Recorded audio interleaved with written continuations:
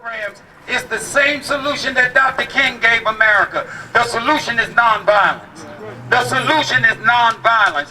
We got to teach them to resolve their beef in a nonviolent way. We got to turn this around. We got our priorities mixed up. We got to fight for what's going on right here in Wilmington, Delaware, and stop.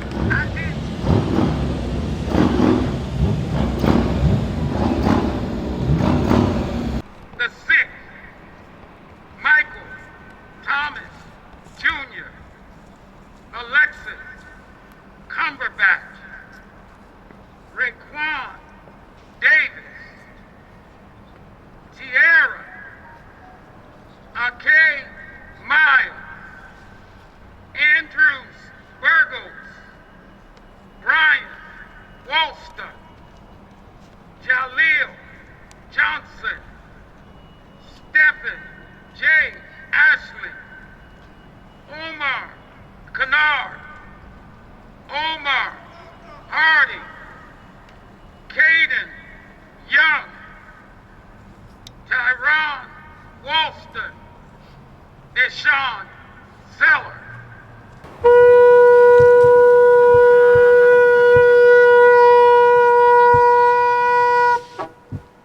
Kennard, my son Omar Kennard, and my son Omar Hardy. It's not easy to stand up here. This is a mother's worst nightmare. You don't expect to bury your kids. Our kids are supposed to bury us. And it's just like, they're killing each other like they're changing socks nowadays. You know where I live at? I live on 22nd Street. But just last week, 3 shootings, 3 deaths, 1 week. Another mother having to go through what I go through. I don't wish this on my worst enemy. I hate that we have to stand here and all know what this feels like because it's horrible. I'm trying to keep it together, y'all, but it's real hard. We need to come together, not just to march up here on Market Street. We need to march in these neighborhoods where our children are being killed. They're not being killed in the square. They're not being killed here. We need to march to where they're being killed at and let them know that no justice, no peace. It's real simple. No justice, no peace. We need to take back our streets. Okay? Save our children. We're not going to have any future if they keep killing each other off. It's sad. It's really sad. Nobody understands you until they're in your predicament. But what they need to know is we all get a turn. We all get a turn in this. And we need to get better with some stuff. You can't fix it on our own, but it starts at home in your own backyard. I am so sorry, Dawn. Because I hear it, but I happened to be there when it happened to our baby. And it felt like me all over again. Savette, you as well, Gina, Jackie.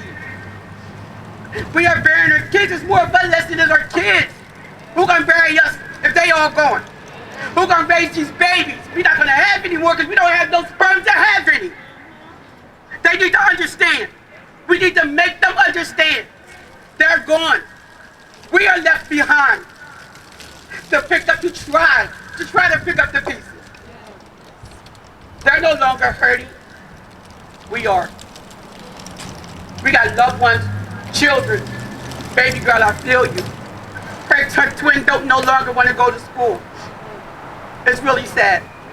We got babies growing up without, not just fathers, now they're growing up without their mothers. They're killing them ladies out here in the street. You know her. We have got to make a stand. If you don't hear nothing else out here today, please. We have got to stick together, not about a political means either, about our children. Not just when somebody want to get into office. Every day of the week, we need to make a stand. I love y'all. My phone is always on, no matter what time of night it is, because we don't stick together as women either. And with this epidemic going on, we're going to need to stick together to get through this. Our children are only strong as we are. I love y'all. I hope we see each other again. And I pray that it's not another child's funeral.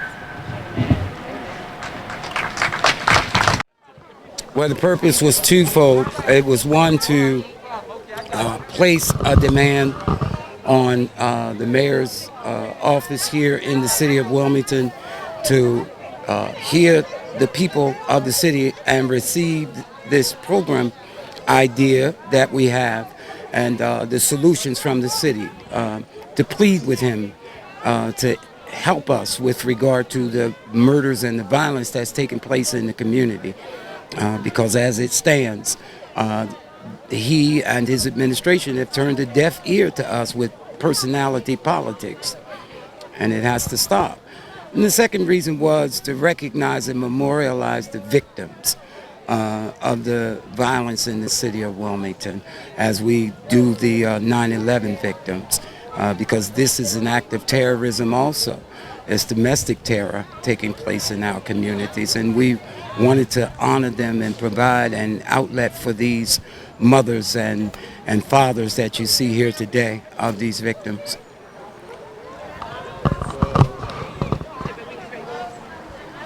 You don't feel the city's doing enough, correct? No, I know the city is not doing enough because the administration has been selective in who they will deal with, as it were, in terms of solutions.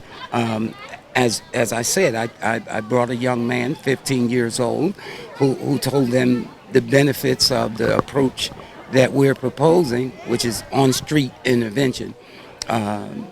And they ignored us and have essentially blackballed me, I guess. And it's just not right, and it certainly isn't smart. So. Yeah, because the first thing that came to my mind when I came here was, where is Chief Tracy? Yes. Where is Mayor Kazurki? Mm-hmm. At an event like this, Yes. you know, for something that is so out of control in this city, Yes. Yes. Yes. where is their support? Yes. Yeah. Well, we came here That's with what the comes to my intention head. of presenting to the mayor, not in an antagonistic way, presenting him with this packet of solutions from the citizens. And not only did he not come, he didn't even send a representative to receive it. And what kind of governance is that? Don't we have a right to expect that our mayor would, and the chief as well, the chief of police as well? I have not physically met the chief as of yet.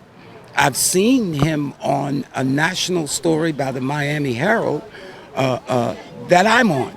So we were both featured on the same news story. However, he's right here in the city of Wilmington, and as active as I am in this particular arena, I've yet to meet him. So that speaks volumes to me about where the administration is. Well, we are, yes, Come into play with that. yes. I'm all about change, and I want positive change in the community, working with Pastor D, who has been very wonderful, and I don't think that he gets enough support like he should get from the community, where we have all the pastors, we have all the leaders. No one wants to step up. But Pastor D is not afraid to go into the communities. He's not afraid to go in there and give these people hope.